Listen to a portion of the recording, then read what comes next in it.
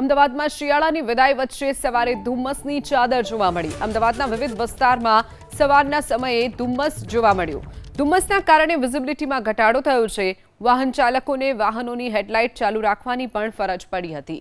અમદાવાદના દ્રશ્યો છે જ્યાં એક તરફ શિયાળો હવે ધીમે ધીમે વિદાય લઈ રહ્યો છે, તેની વચ્ચે વહેલી સવારે ધુમ્મસની ચાદર જોવા મળી હતી, જેના કારણે વાહન ચાલકોની વિઝિબિલિટીમાં ઘટાડો થતા હેડલાઇટ ચાલુ રાખવાની ફરજ પડી હતી।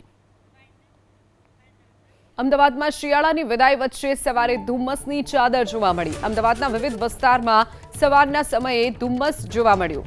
ધુમ્મસના કારણે વિઝિબિલિટીમાં ઘટાડો થયો છે। વાહન ચાલકોને વાહનોની હેડલાઇટ ચાલુ રાખવાની પણ ફરજ પડી હતી। અમદાવાદના દ્રશ્યો છે જ્યાં એક તરફ શિયાળો હવે ધીમે ધીમે વિદાય લઈ રહ્યો છે, તેની વચ્ચે વહેલી સવારે ધુમ્મસની ચાદર જોવા મળી હતી, જેના કારણે વાહન ચાલકોની વિઝિબિલિટીમાં ઘટાડો થતા હેડલાઇટ ચાલુ રાખવાની ફરજ પડી હતી।